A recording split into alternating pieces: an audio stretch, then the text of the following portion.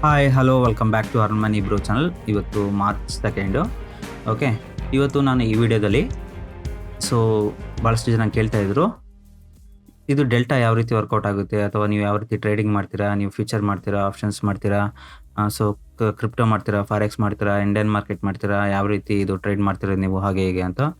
ಅದು ಡೀಟೇಲ್ ಸ್ವಲ್ಪ ಎಕ್ಸ್ಪ್ಲೇನ್ ಮಾಡ್ತೀನಿ. ಹಾಗೆ ಯಾವ ರೀತಿ ರಿಸ್ಕ್ ಮ್ಯಾನೇಜ್ ಮಾಡಬೇಕು, ಮನಿ ಮ್ಯಾನೇಜ್ಮೆಂಟ್ ಮಾಡಬೇಕು, ಕೋರ್ಸಲ್ಲಿ ಏನೇನು ಹೇಳಿದ್ದೀನಿ, ಅದು ಫ್ರೀ ಕೋರ್ಸ್ ಬೇಕು ಅಂದರೆ ಏನು ಮಾಡಬೇಕು ಎಲ್ಲ ಹೇಳ್ತೀನಿ.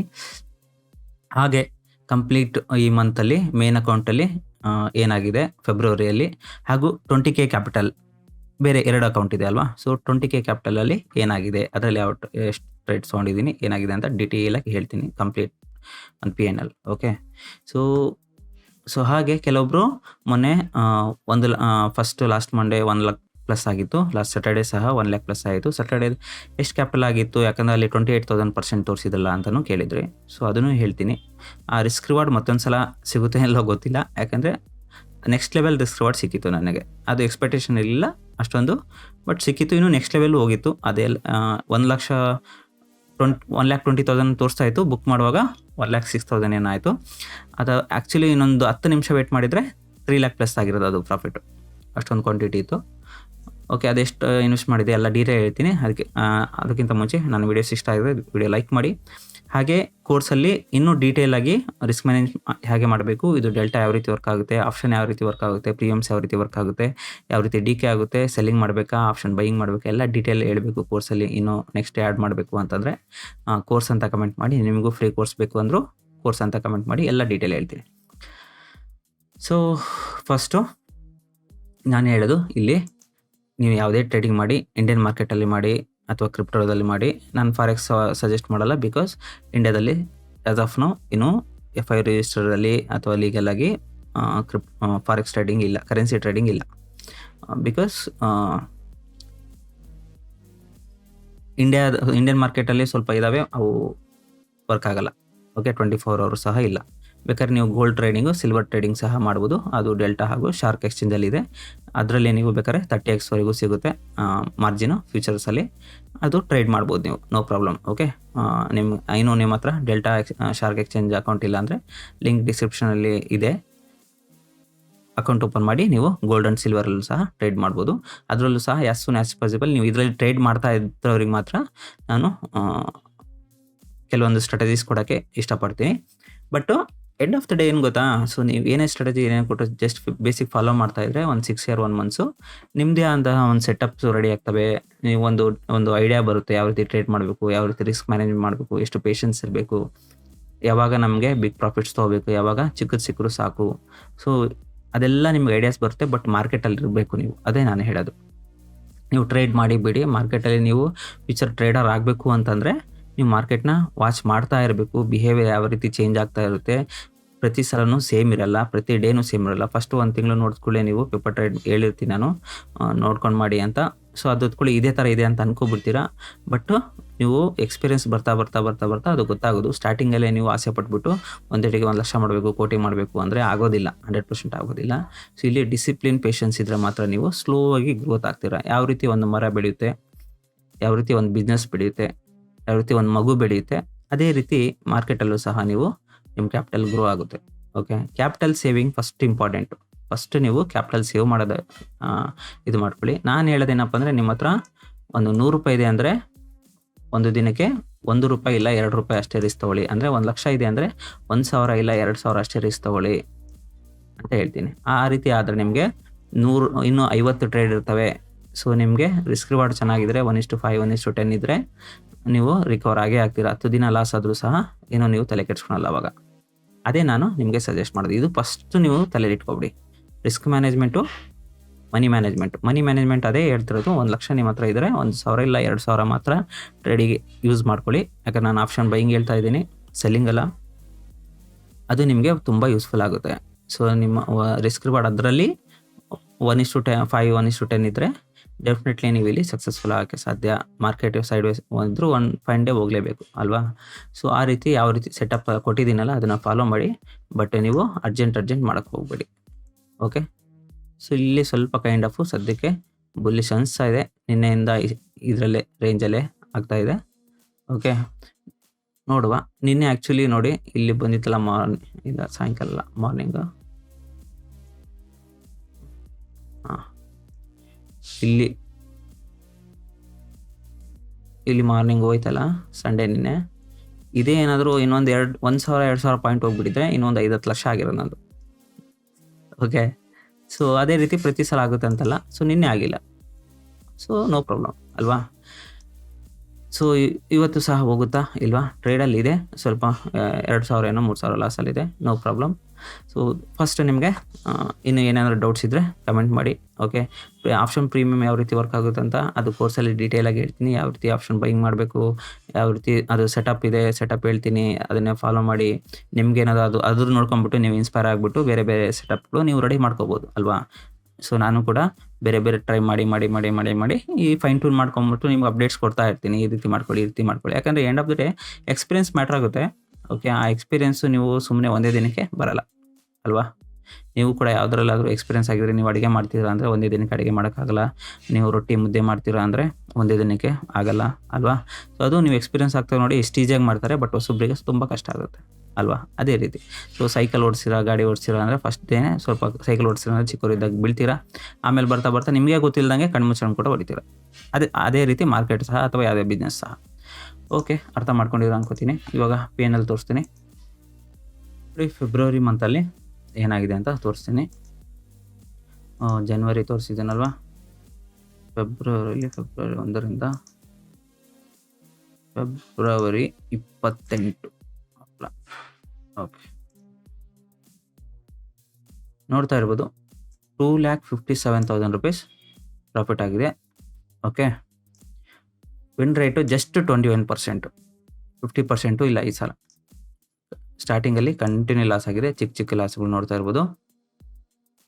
ಬಟ್ ಪ್ರಾಫಿಟ್ ಆದಾಗ ಎಲ್ಲ ಬಂದ್ಬಿಡ್ತು. ಓಕೆ, ಆ ರೀತಿ ನಮ್ಮ setup. So average win 17,000, average loss 689 ಆಗಿದೆ.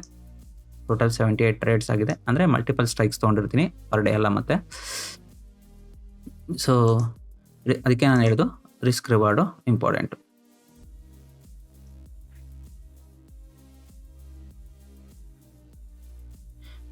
ಓಕೆ, ಸೊ ಚಿಕ್ಕ SL ರಿಸ್ಕ್ ರಿವಾರ್ಡು ಜಾಸ್ತಿ ಇದ್ದರೆ ಈ ರೀತಿ ಪ್ರಾಫಿಟ್ ಆಗುತ್ತೆ. ಬಟ್ ಪ್ರತಿ ಸಲ ಇಷ್ಟೊಂದು ಆಗಲ್ಲ. ಸೊ ಮೊನ್ನೆ ಒಳ್ಳೆ ರಿಸ್ಕ್ ರಿವಾರ್ಡ್ ಸಿಗಿತ್ತು. ಸೊ 1 ಲಕ್ಷ ಪ್ಲಸ್ಗೆ ಎಷ್ಟು ರಿಸ್ಕ್ ರಿವಾರ್ಡ್ ಸಿಕ್ತು ನಿಮಗೆ? 28% 1,000% ಅಂತ ಹೇಳಿದ್ರಿ. ಅಂತ ಎಷ್ಟು ತೊಗೊಂಡಿದೆ ಅಂತ ಹೇಳ್ತೀನಿ. 1 ಸೆಕೆಂಡು ನೋಡಿ. ಸ್ಯಾಟರ್ಡೇ 1 lakh ಪ್ಲಸ್ ಆಯ್ತಲ್ಲ, ಅದರಲ್ಲಿ 28,000% ಆಯಿತು. ಹಾಗೆ ಎಷ್ಟು ರಿಸ್ಕ್ ರಿವಾರ್ಡು, ಎಷ್ಟು ಇನ್ವೆಸ್ಟ್ಮೆಂಟ್ ಮಾಡಿದೆ ಅಂತ ಎಷ್ಟಂತ ಹೇಳಿದ್ರೆ ನೀವು ಶಾಕ್ ಆಗಿಬಿಡ್ತೀರಾ. ಓಕೆ, ಇವಾಗ ಮತ್ತೆ ಎಕ್ಸ್ಪೆಕ್ಟ್ ಮಾಡೋಕ್ಕೆ ಹೋಗ್ಬಿಡಿ. ನಾನು ಅವತ್ತೇ ಹೇಳಿದ್ದೆ ಇಷ್ಟೊಂದು ನೆಕ್ಸ್ಟ್ ಆ ರೀತಿ ಸಿಗುತ್ತೆ ಅಂತ. ಸುಮ್ಮನೆ ಹಾಕಿ ವೇಸ್ಟ್ ಮಾಡ್ಕೊಬಿಡಿ ದುಡ್ಡು. ವಾರಿತ್ತು ಸ್ಟಾರ್ಟಿಂಗ್, ಏನೋ ಬಿಫೋರ್ ವಾರ್ ಆ ರೀತಿ ಸಿಕ್ತು ಅಷ್ಟೆ. ನೋಡಿ, ಇದು 28ನೇ ತಾರೀಕು ಆಗಿದ್ದು. ಇಲ್ಲಿ ನೋಡ್ತಾ ಇರ್ಬೋದು, ಬೈ ಮಾಡಿದ್ದೀನಿ 64,400 28ನೇ ತಾರೀಕು ಮಾರ್ನಿಂಗ್. ಸುಮ್ಮನೆ ಹಾಕಿದ್ದೆ ಅದು. ನಂದು ಅವತ್ತು ಎಕ್ಸ್ಪೆಕ್ಟೇಷನ್ ಇಲ್ಲ, ನೆಕ್ಸ್ಟ್ ಡೇ ಇತ್ತು ಮೂಮೆಂಟು. ಸೊ ಎಕ್ಸಿಕ್ಯೂಟ್ ಆಗಿದ್ದು 2 rupeesಗೆ. Okay, 2,500 quantity. Okay, 2,500 quantity, 64,400. ಇದು ಹೈ ಸೆಲ್ ಆಗಿದ್ದು ನೋಡಿ. ನನ್ನ ಫ್ರೆಂಡ್ ಕಾಲ್ ಮಾಡ್ದೆ, ಫಾಲ್ ಆಗಿದೆ ಅಂತಂದ. ನಾನು ನೋಡ್ತಾನೆ ಇರಲಿಲ್ಲ. 1,20,20 ಪ್ಲಸ್ ಪ್ರಾಫಿಟ್ ತೋರಿಸ್ತಾ ಇತ್ತು. ಸೊ ಬುಕ್ ಮಾಡಿಬಿಟ್ಟೆ. ಬರೀ ಪುಟ್ ಬುಕ್ ಮಾಡಿದೆ ಅವತ್ತು 502ಗೆ. 2 rupees ಬೈ ಮಾಡಿ 502 2,500 ಕ್ವಾಂಟಿಟಿಗೆ $5.41 ಅಂದರೆ $459.85. $459.85 ಇನ್ವೆಸ್ಟ್ಮೆಂಟ್ ಅದರಲ್ಲಿ, ಈ ಒಂದು ಟ್ರೇಡಲ್ಲಿ. ನಾನು ಈ ರೀತಿ ತಗೊಳಲ್ಲ. ಅವತ್ತೇನೋ ಒಂದು ಅನಿಸ್ತು ತೊಗೊಂಡೆ ಅಷ್ಟೇ. ಯಾಕಂದರೆ ಯೂಸ್ವಲಿ ಇದು ಮೂಮೆಂಟ್ ಆಗಲ್ಲ. 2 rupees 10 ರೂಪಾಯಿ ಎಲ್ಲ ಮೂಮೆಂಟ್ ಆಗೋದು ತುಂಬ ರೇರು. ಸೊ ಅವಾಗೇನೋ ಸಿಕ್ತು ನನಗೆ ಸ್ಯಾಟರ್ಡೇ ಅಂತ. ಯೂಸ್ವಲಿ ಸ್ಯಾಟರ್ಡೇ ಸಂಡೇ ಮೂಮೆಂಟು ಬರಲ್ಲ. ಆದರೂ ಸಹ ತೊಗೊಂಡಿದ್ದೆ ಸುಮ್ಮನೆ ಇರಲಿ ಅಂತ. $459 ಒಂದು ರೀತಿ ಲಾಟ್ರಿ ಟಿಕೆಟ್ ಇದು. $459.85 ನೀವು ಡೆಲ್ಟಾ ಅಕೌಂಟ್ ಅಥವಾ ಡೆಲ್ಟಾ ಅಕೌಂಟ್ ಇದ್ದರೆ, ಯಾಕಂದರೆ ಒಂದೊಂದರಲ್ಲಿ ಒಂದೊಂದು ಲಾಟ್ಸ್ ಇರುತ್ತೆ. ಅದರಲ್ಲಿ ನೀವು 2500 ರುಪೀಸು ಬೆಸ್ಟ್ ಬಿಡ್ ಅಂತ ಇರುತ್ತೆ ನೋಡಿ, ಅಲ್ಲಿ 2 ರುಪೀಸ್ ಅಂತ ಹಾಕಿ ಕೆಳಗಡೆ ತೋರಿಸಿ already require amount $5.41. $5.41 into delta rate into 85 ಹಾಕಿ $5.41 4121 ಇದೆ ಇಂಟು 85 ಹಾಕಿ 459 ರುಪೀಸ್ ಆಗುತ್ತೆ. ನೀನೇನೋ ನೋಡಿದೆ ನಾನು. ಓಕೆ, 459 ರುಪೀಸ್ 85 ಪೈಸೆ ಆಗುತ್ತೆ. ಸೊ ಜಸ್ಟ್ $5.41 ಏನೋ ಆಗಿತ್ತು. ಸೊ 459 ರುಪೀಸಿಂದ 1 ಲ್ಯಾಕ್ ಪ್ಲಸ್ ಪ್ರಾಫಿಟ್ ಆಗಿದೆ. ಓಕೆ, ಅದಾದಮೇಲೆ ಆ್ಯಕ್ಚುಲಿ ಅಷ್ಟೇ ಅಲ್ಲ, ಮತ್ತೆ ಅದೇ 459 ರುಪೀಸ್ ಇದರಲ್ಲಿ ಇತ್ತು. ಯಾವುದು 28 ಅಲ್ವಾ? 1ನೇ ತಾರೀಕು ಆ್ಯಕ್ಚುಲಿ ನೈಟು 1ನೇ ತಾರೀಕು 67,800 3 ರುಪೀಸ್ಗೆ ಬೈ ಮಾಡಿದ್ದೆ. ಅದನ್ನು ನಾನು ಕ್ಲೋಸ್ ಮಾಡಿರಲಿಲ್ಲ, ಕಾಲ್ನ ಸುಮ್ಮನೆ ಬಿಟ್ಬಿಟ್ಟಿದ್ದೆ. ಅದು ಮಾರ್ಕೆಟ್ ರಿವರ್ಸಲ್ ಆಗಿಬಿಡ್ತು. 67,400. ಸೊ ನೆಕ್ಸ್ಟ್ ಡೇ ಅದನ್ನು ಸೆಲ್ ಮಾಡಿದೆ. ಅಂದರೆ ನೆಕ್ಸ್ಟ್ ಡೇ ಅಲ್ಲ, ಅವತ್ತೇ ನೈಟು. ಓಕೆ, ಅದು ಮತ್ತೆ ಅದರಲ್ಲಿ ಒಂದು 50,000 ಪ್ಲಸ್ ಪ್ರಾಫಿಟ್ ಆಯಿತು. ಸೊ 1000 ರುಪೀಸಲ್ಲೇ 1.5 ಲಕ್ಷ ಪ್ರಾಫಿಟ್ ಆಯಿತು. ಸೊ ಪದೇ ಈ ರೀತಿ ಸಿಗಲ್ಲ. ಸೊ ಕೇಳಿದೆ. ಆಮೇಲೆ ಇವಾಗ 20,000 ಅಕೌಂಟಲ್ಲಿ ಎಷ್ಟಾಗಿದೆ ಅಂತ ತೋರಿಸ್ತೀನಿ. 20,000 ಅಕೌಂಟಲ್ಲಿ ಜಾಸ್ತಿ ಟ್ರೇಡೇ ಮಾಡಿಲ್ಲ, ಯಾಕೆಂದರೆ ಅದ್ರ ಸೆಟಪ್ಪು ಬಂದಾಗ ಮಾತ್ರ ನಾನು ಮಾಡೋದು.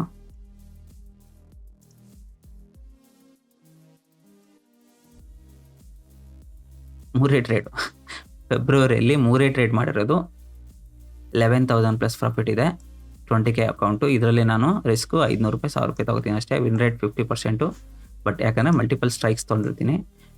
So 12 trades, average loss 315, average win 2,200 plus. So ಈ ರೀತಿ ರಿಸ್ಕ್ ರಿವಾರ್ಡ್ ಮೇಲೆ ಟ್ರೇಡ್ ಮಾಡ್ತಾ ಇದ್ದೀನಿ.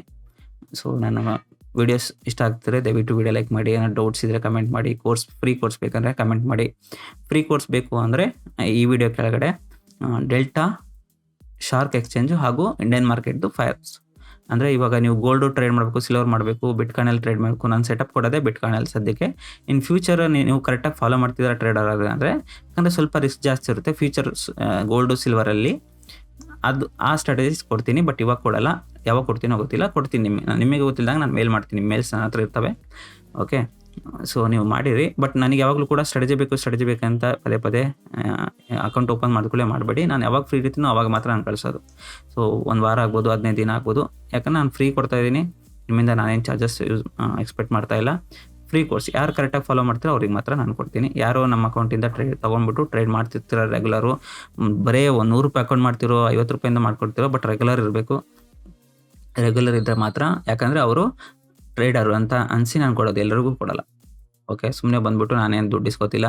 ಹೇಳ್ತಾರೆ ನಾನು 10,000 ಕೊಡ್ತೀನಿ, ಅಕೌಂಟ್ ಓಪನ್ ಮಾಡಲ್ಲ, 50,000 ಕೊಡ್ತೀನಿ, ಅವೆಲ್ಲ ಇಲ್ಲ. ನಾನು ದುಡ್ಡೇ ಬೇಡ ನಮ್ಮದು.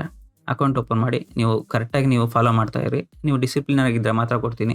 ಇಲ್ಲಿ ನನಗೆ ಡಿಸಿಪ್ಲಿನ್ ಪೇಷನ್ಸ್ ಇದ್ದರೆ ಅವ್ರು ಟ್ರೇಡರ್ ಅಂತ ಅನಿಸ್ತಾರೆ. ಯಾರು ಡಿಸಿಪ್ಲಿನ್ ರಾತ್ರಿ ಮಾಡ್ತೀನಿ ಅನ್ನೋರಿಗೆ ಟ್ರೇಡರ್ ಅಲ್ಲ, ನನ್ನ ಅನಿಸಿಕೆ. ಓಕೆ, ಸೊ ನೀವು ವಿಡಿಯೋ ಕೆಳಗಡೆ ನಮ್ಮ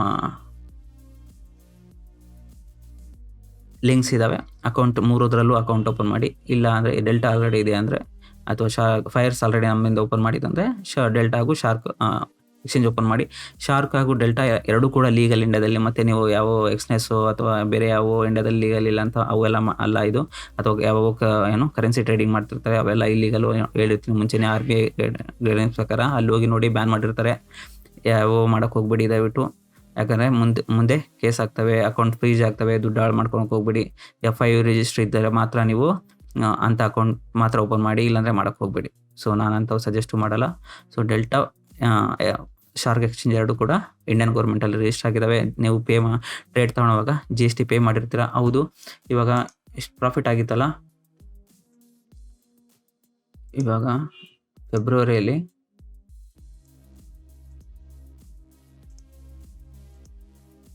ಇಷ್ಟು ಪ್ರಾಫಿಟ್ ಆಗಿದ್ದು. ಚಾರ್ಜಸ್ ಜಾಸ್ತಿ ಅಂತ ಹೇಳ್ತೀರಾ. ಎಷ್ಟು ಕೊಟ್ಟಿದ್ದೀನಿ ನೋಡಿ. ಇಂಡಿಯನ್ ಮಾರ್ಕೆಟಲ್ಲಾದರೆ ನನ್ನ ಫ್ರೆಂಡು 2 ಲಕ್ಷ ಏನೋ ಪ್ರಾಫಿಟ್ ಮಾಡಿದ, 3 ಲಕ್ಷ. ಬರೀ ಚಾರ್ಜಸ್ಸೇ 92,000 ಕೊಟ್ಟಿದ್ದ. ಓಕೆ, ಇಂಡಿಯನ್ ಮಾರ್ಕೆಟಲ್ಲಿ. ಇದರಲ್ಲಿ ನೋಡಿ 8,000 ಚಾರ್ಜ್ ಮಾಡಿ GST ಫೀಸ್ ಎಲ್ಲ ಸೇರಿ ಬ್ರೋಕರೇಜ್ 8,000 ಪೇ ಮಾಡಿದ್ದೀನಿ. ಇಂಡಿಯನ್ ಮಾರ್ಕೆಟಲ್ಲಿ ನನ್ನ ಫ್ರೆಂಡು 2 ಲಕ್ಷ ಏನೋ ತೋರಿಸ್ದ ಪ್ರಾಫಿಟು, ಅದರಲ್ಲೇ 92,000 ಚಾರ್ಜಸ್ ಕೊಟ್ಟಿದ್ದ ಅವನು. ನಿಜವಾಗಿ ಹೇಳ್ತಾ ಇದ್ದೀನಿ ನಾನು. ಬಟ್ ಅವ್ನು ಸ್ಕಾಲ್ಪರು, ಆಯಿತಾ, ಒಳ್ಳೆ ಟ್ರೇಡ್ ಮಾಡ್ತಿದ್ದಾನೆ.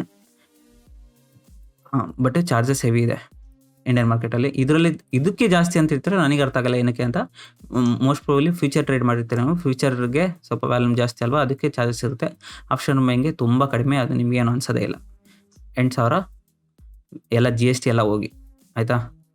ಸೊ ನಾನು ವಿಡಿಯೋಸ್ ಇಷ್ಟ ಆಗಿದೆ, ದಯವಿಟ್ಟು ವಿಡಿಯೋ ಲೈಕ್ ಮಾಡಿ. ಆದಷ್ಟು ಯಾರು ಟ್ರೇಡಿಂಗ್ ಮಾಡ್ತಾರೆ ಅವರಿಗೆ ಫ್ರೀ ಅಕೌಂಟ್ ಇದೆ ಅಂತ ಶೇರ್ ಮಾಡಿ. ಏನಾದ್ರು ಡೌಟ್ಸ್ ಇದ್ದರೆ ಕಮೆಂಟ್ ಮಾಡಿ, ಓಕೆ. ಬಟ್ಟು ಕೋರ್ಸ್ ಇಮಿಡಿಯೇಟಾಗಿ ಸಿಗೋಲ್ಲ, ನಾನು ಯಾವಾಗ ಫ್ರೀ ಇರ್ತೀನೋ ನೀವು ಅಂದರೆ ಎಲ್ಲ ಅಕೌಂಟ್ ಓಪನ್ ಮಾಡಿಬಿಟ್ಟು 1-2 ಟ್ರೇಡ್ ತೊಗೊಂಡಿರಬೇಕು, ಅದನ್ನು ಸ್ಕ್ರೀನ್ಶಾಟು ಹಾಗೆ ನಿಮ್ಮದು ಅಕೌಂಟ್ ID ಎಲ್ಲ ಇರುತ್ತಲ್ಲ, ಅದು ಡೀಟೇಲ್ ಕಾಣಿಸ್ತಾರ ಸೇಲ್ ಮಾಡಿದ್ರೆ ನಾನು ನಿಮಗೆ 1 ವಾರ ಅಥವಾ 15 ದಿನದಲ್ಲಿ ಸ್ಟ್ರಾಟಜಿ ಕಳಿಸ್ತೀನಿ. ಏನಾದ್ರು ಡೌಟ್ಸ್ ಇದ್ದರೆ ಇನ್ಸ್ಟಾಗ್ರಾಮಲ್ಲಿ ಫಾಲೋ ಮಾಡಿ, ಹಾಗೆ ಇಲ್ಲಿ ಕಮೆಂಟ್ ಮಾಡಿ. Thank you so much.